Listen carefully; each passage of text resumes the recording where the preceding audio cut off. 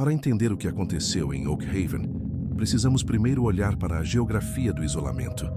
Localizada em um vale profundo, cercada por florestas que os nativos da região evitavam há séculos, a vila era o que chamaríamos hoje de uma comunidade autossuficiente e fechada. Em 1842, o mundo estava mudando.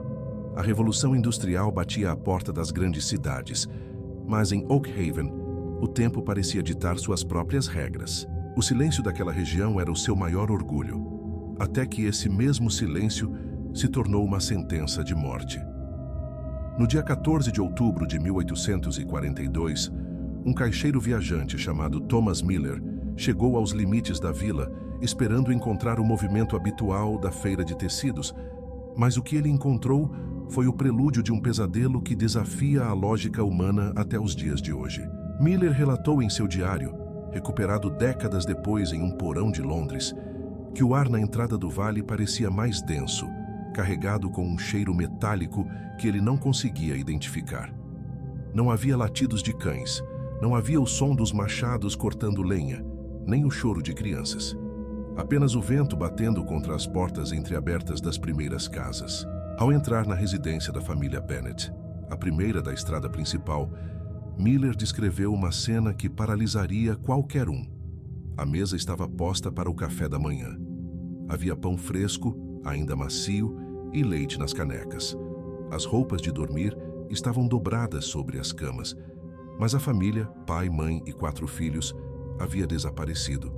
Não havia sinais de luta, não havia sangue, não havia pegadas de saída. Era como se eles tivessem sido arrancados da existência em um piscar de olhos, deixando para trás o rastro de uma vida que não teve tempo de se despedir. Miller, tomado por um terror instintivo, correu para o centro da vila pedindo ajuda, mas a cada porta que ele esmurrava, a resposta era o mesmo vazio absoluto. O celeiro dos ferreiros estava aberto, as ferramentas espalhadas pelo chão como se tivessem sido soltas no meio de um golpe.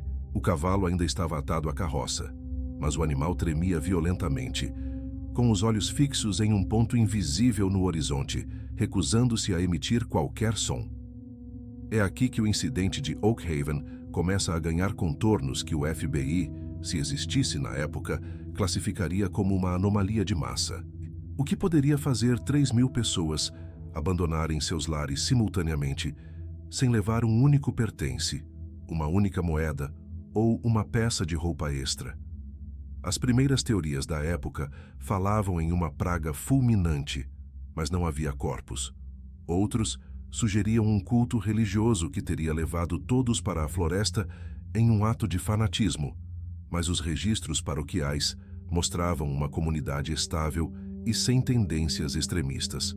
A investigação oficial, conduzida pelo magistrado local semanas depois, após Miller ser levado ao estado de choque, foi marcada por uma negligência que hoje cheira a conspiração. Os oficiais que entraram na vila foram instruídos a não tocar em nada e a queimar todos os registros de censo encontrados na prefeitura. Por que apagar os nomes das vítimas?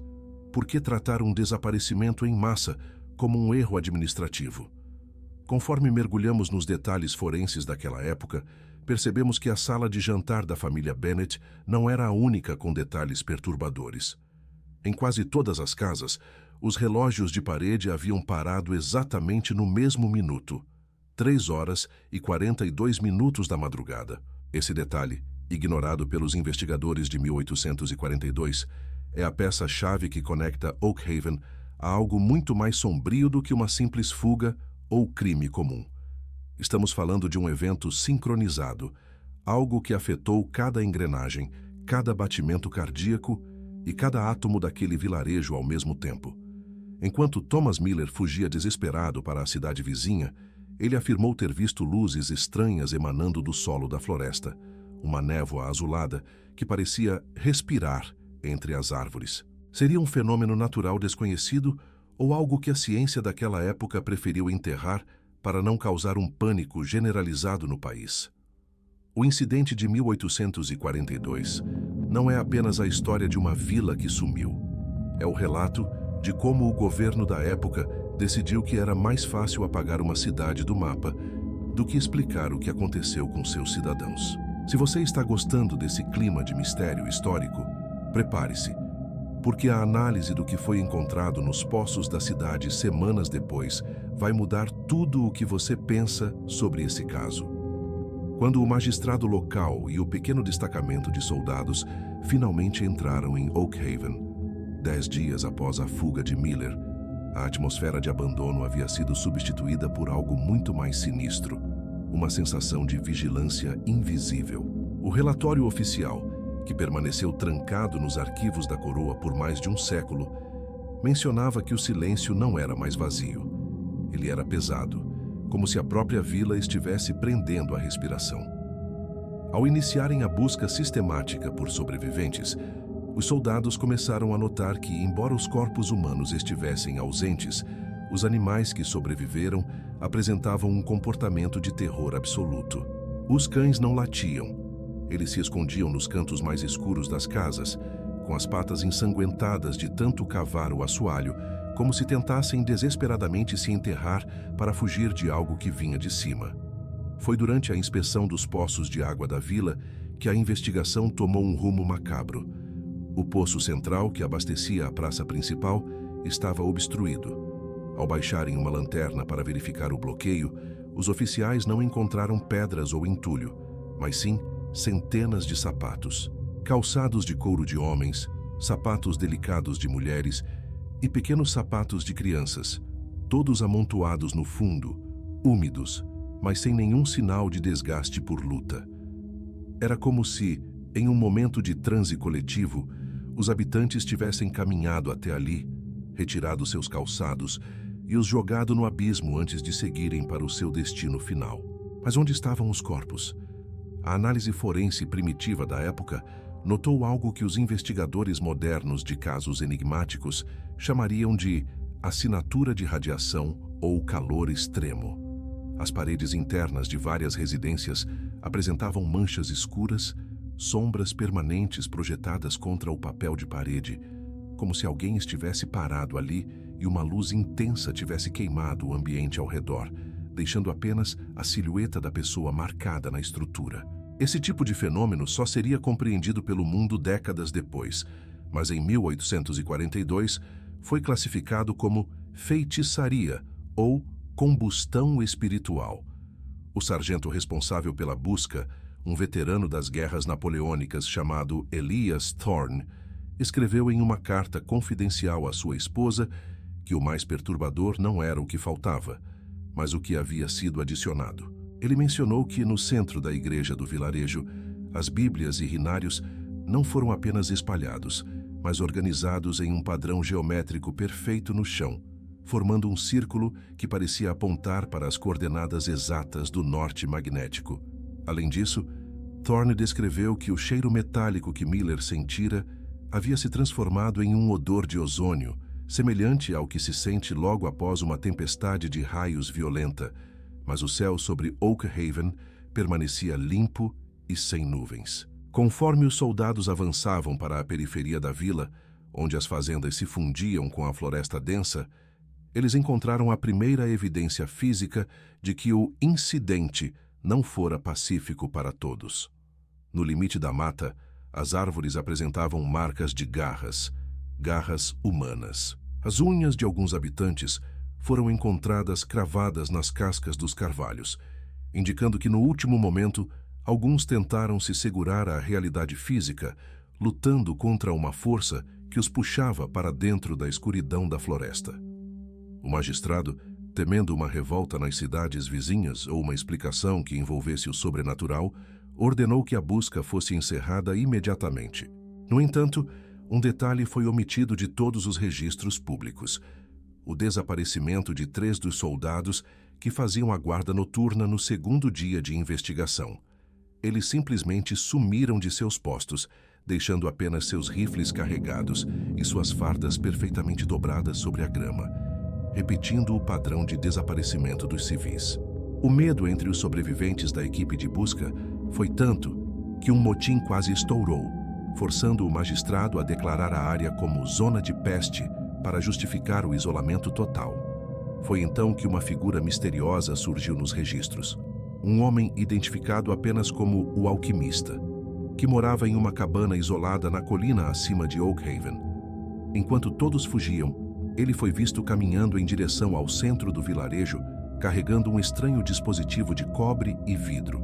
Segundo os relatos dos soldados que batiam em retirada, o homem ria enquanto gritava que a fenda finalmente havia se fechado, mas o que estava do outro lado não voltaria de mãos vazias. O que esse eremita sabia que o governo tentou apagar? E o que foi encontrado dentro da sua cabana semanas depois, que fez com que o próprio magistrado cometesse suicídio após ler o inventário? Se você acha que o desaparecimento foi o fim da história, espere até ouvir sobre os ecos que começaram a ser ouvidos no vale meses após a cidade ser declarada morta.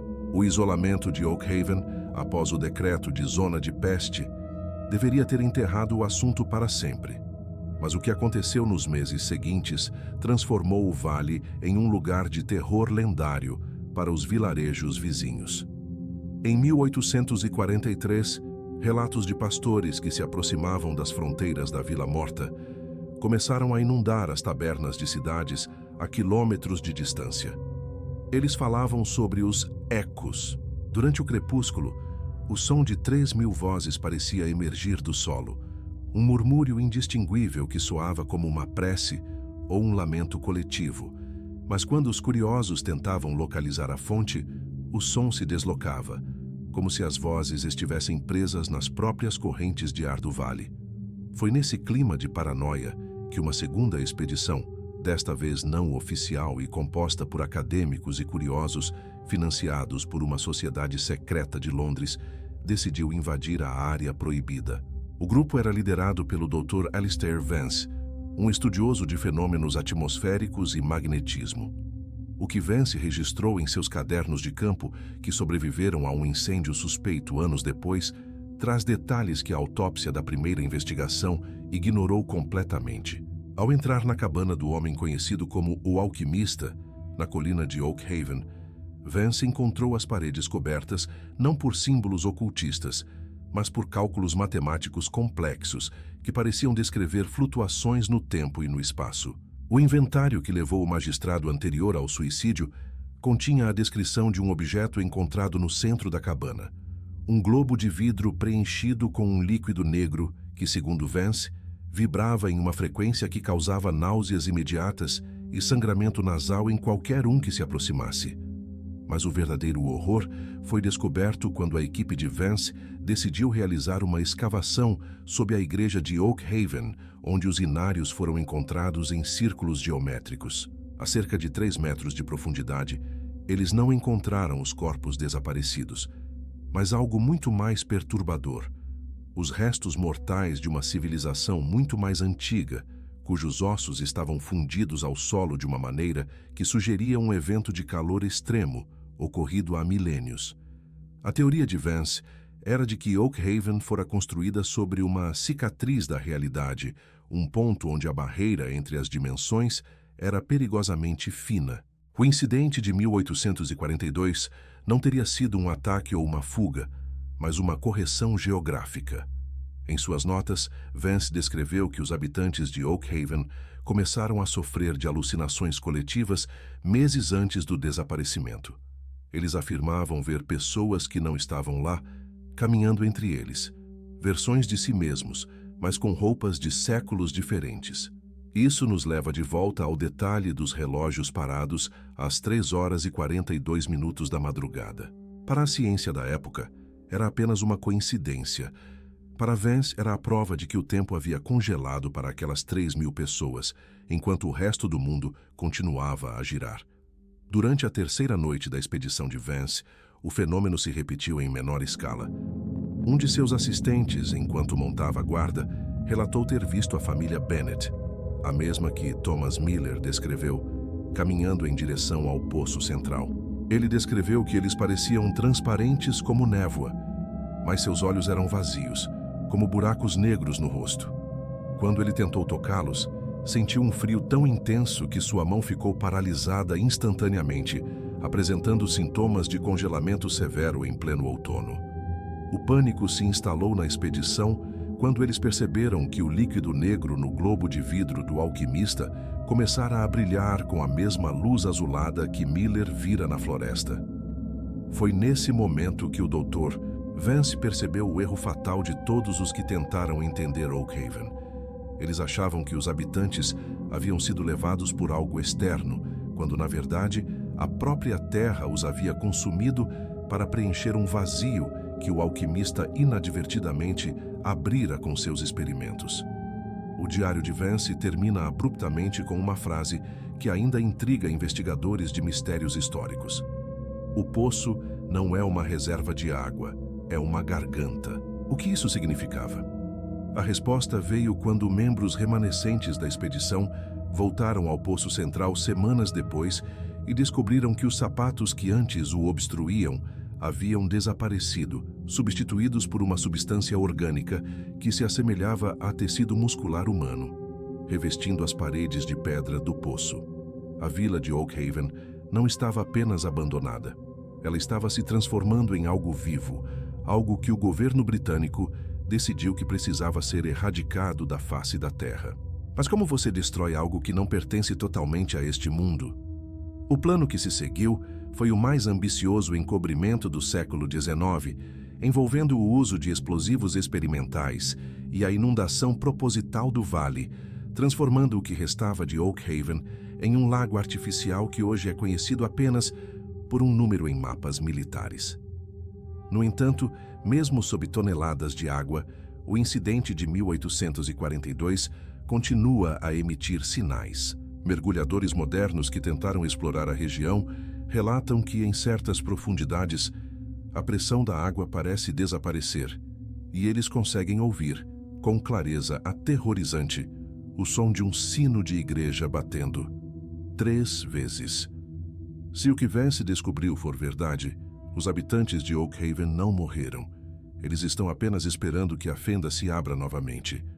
Prepare-se, porque a parte final deste caso revelará a última mensagem deixada pelo alquimista e o porquê de, até hoje, nenhum pássaro voar sobre o centro do lago que cobre a vila esquecida.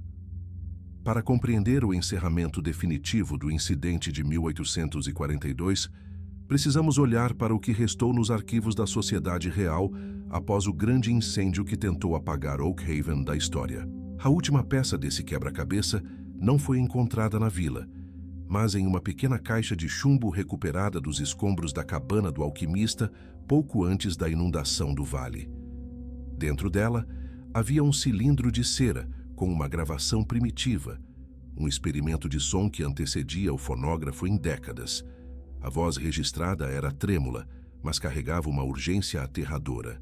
O homem que a vila chamava de eremita era, na verdade, um físico visionário que acreditava ter descoberto uma falha na tessitura do mundo.